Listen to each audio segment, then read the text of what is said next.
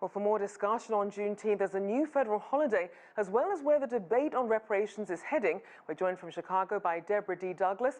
She's the author of U.S. Civil Rights Trail, a traveler's guide to the people, places, and events that made the movement. Welcome to the show.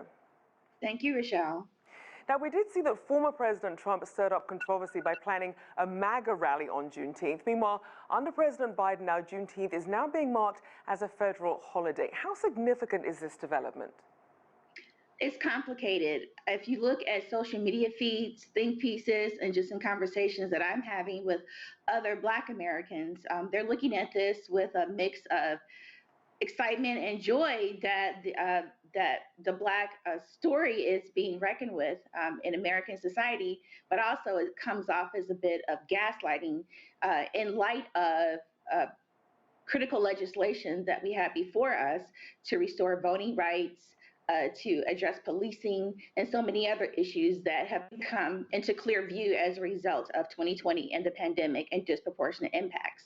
So then, until we actually see some sort of laws or legal movement on this front, what about corporations or other people who want to either help support the Black community in this effort? How do you think they'll treat this holiday moving forward? Well, in terms of corporations, again, I have to say that there's a lot of skepticism. People are bracing for a lot of mixed messages, and there is some concern that corporations don't adequately embrace the message of Juneteenth, that it will become commercialized. The mattresses will be sold. There will be sales on, on shoes or things like that, as opposed to a deeper excavation and understanding of what the holiday really means and how that connects to real issues that we need to address in American society today. It's symbolic, but it could be so much more. So then, as you mentioned, there are criticisms from activists that the holiday is a start, but it doesn't address the real concerns that still affect racial inequality today. What are the major issues being raised in these conversations now?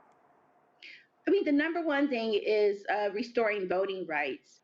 The Voting Rights Act of 1965 was gutted with Shelby v. Holder. And we saw last year during the run-up to the general election, all the different barriers that were being erected to keep marginalized people, Black people, and other marginalized people from being able to exercise the vote. I mean, it's just the simplest, most pure act of democracy that you can engage in.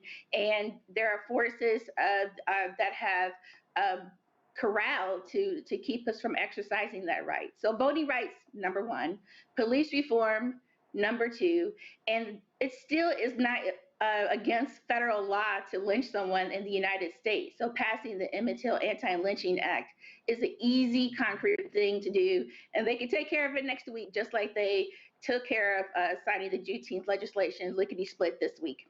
So why do you think it is so difficult to get some of these things through Congress? What are the sticking points? Oh boy, why is it so difficult? It's easy to embrace symbolic gestures.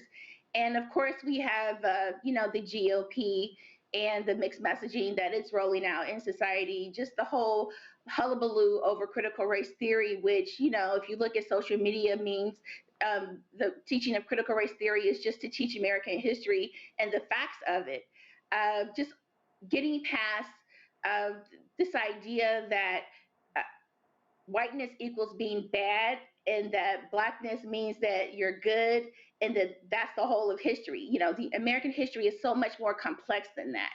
And so if we can get over that hump and realize that we're not trying to denigrate a whole class of people, but that we're trying to embrace American history as it really happened, then we can get past some of these issues. And there certainly is an emotional attachment trying to sort of reckon with some of this history. We know that something that always comes up when we talk about slavery is reparations. So talk about that specifically. Where does this conversation stand in Congress at the moment? Well, there is a bill where they're trying to establish a commission to study reparations. And in terms of where it stands, I'm not sure that it's moving. I actually reached out to my Congress people today to ask them specifically, what's the last conversation you've had on this piece of legislation? But I am not sure that while it's a good idea and while reparations, the discussion around it is gaining momentum, I'm not sure that we're going to see a lot of concrete movement in that direction given that it's just been so easy to fall on the soft, feathery bed of the symbolism of Juneteenth.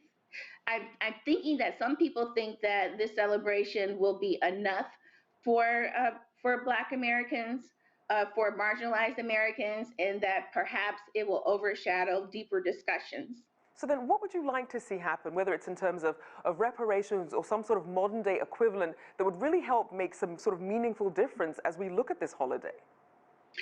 I mean, we do have a racial wealth gap. We do know that there are longstanding issues related to housing segregation. We do know that housing is the building block of generational wealth, and so that's that's a big topic to handle. And I think that establishing this commission is a really great start. Establishing the commission and having Congress really embrace what the key learnings of the commission. But just in the short term, we have these bills on the table. We have the John Lewis Voting Rights bill, teed up. We have the Emmett Till Anti-Lynching Act, teed up. It almost passed last year, except Rand Paul threw a wrench in it in the reconciliation process. And we have the George Floyd Policing Act teed up. So it's really not hard to act on these things if we're interested in an idea of America that involves all of us and not some of us. Indeed. Well, thank you so much. Deborah D. Douglas there, author of The U.S. Civil Rights Trail, a traveler's guide to the people, places, and events that made the movement. Thank you so much.